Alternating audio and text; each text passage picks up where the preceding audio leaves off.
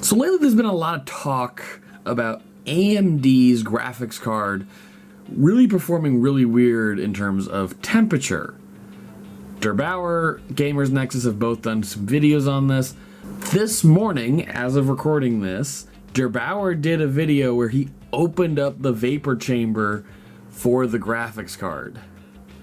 So we're gonna watch that and I'm gonna do some reactions because this is really cool to me.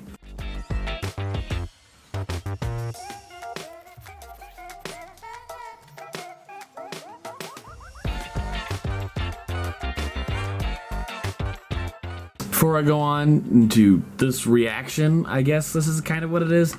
Don't forget to like the video if you like the video and subscribe to the channel. Also, link is down below to the merch store and go get some great merch. And I guess also actually just go like subscribe to Der8auer because he's amazing. So maybe I'm a little out of this, but wouldn't normally there be something spraying onto the tip to? I guess they wouldn't want to do that in this case, just to make sure they can see if any vapor. Well, liquid was in there, because that's how vapor chambers work. Is there some liquid usually in there to help with heat transfer and things like that? I'm worried about that drill tip. So, has anybody else done something like this? Where cause I'm sure somebody has like a diagram of how a vapor chamber is supposed to look. This is kind of a rough idea. Blowing the insides, or is that supposed to be as good as we get? So vapor chamber is supposed to work a little bit like this, and just as a simple like just stopping to show you guys. There's 3 layers, technically really 2. The metal going around it, a little filtration thing, and the liquid in between it all. The only interesting thing is that he's right. There's little circles on this, and I'm not finding a lot of. Oh, there we go, spacers. Usually they look a little, at least in this one, it looks a bit more wavy than circular, so maybe it's a different design. Cool, look at that. That's sick. That looks beautiful. Oh yeah, look at that. Both sides have that mesh. That just broke. So it's kind of like whatever they're using for like this filtration device for keeping the vapor in there and transferring, it's at least got somewhat similar to like a wet wood shavings. That's actually, I wonder what that's made out of. I doubt I'll know. I doubt anybody's going to be able to tell me exactly what, just because I have a feeling this is probably a little bit of a corporate secret. I mean, that makes sense to me, at least chemically, that it would just be normal water. You don't want to introduce another chemical unless you know exactly what it's going to do to whatever all this is.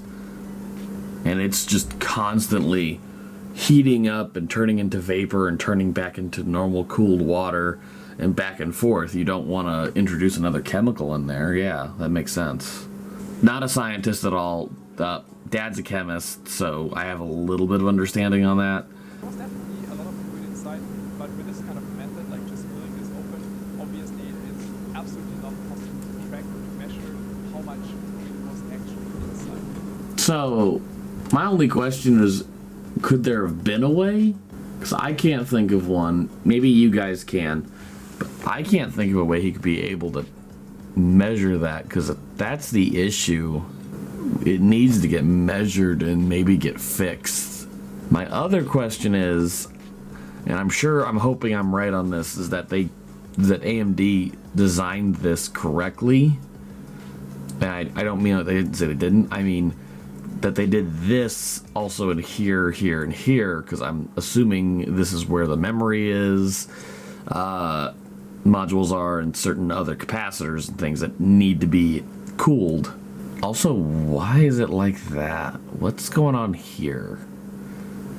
Can I see a before thing of this somewhere? There it is. So yeah, there was already a little indent right there.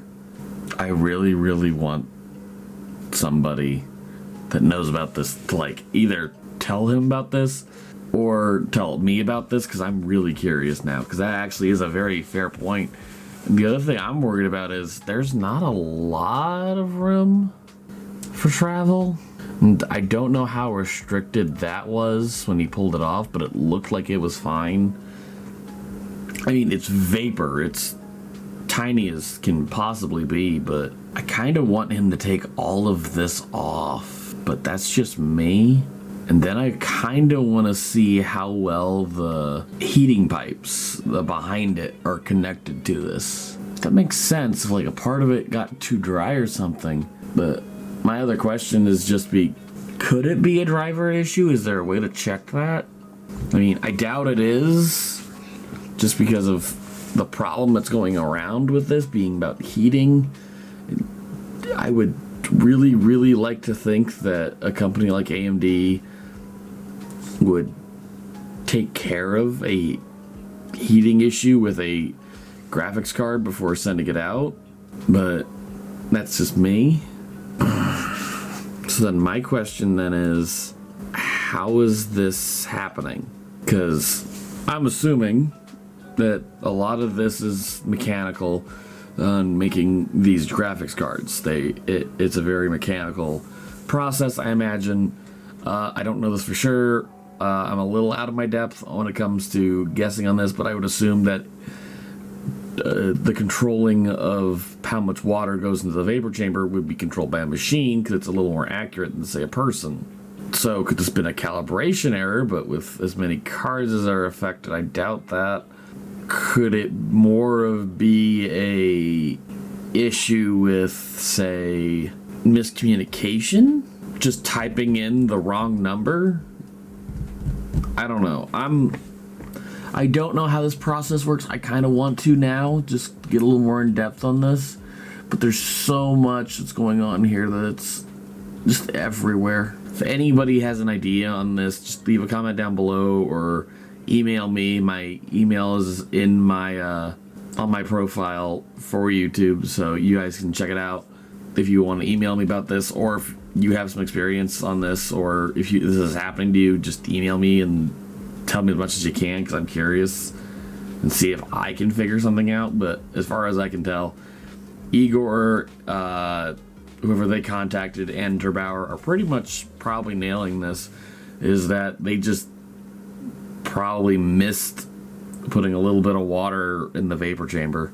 So thank you guys for watching this. Hope you guys enjoyed this. It's a little bit of a different kind of content than I usually do, but if you guys enjoy this, I will do plenty more. Thank you guys for tuning in. Don't forget to like the video if you like the video, and subscribe to the channel. Also, link is down below to the merch store, and go get some great merch. If you guys enjoyed this video, how about you guys go check out the video I actually did talking about the AMD 7800 XTX and XT, about how their launch went and things like that. It's a very good video that gives a lot of detail on these specific benchmarks. So thank you guys again for tuning in, and have a good day.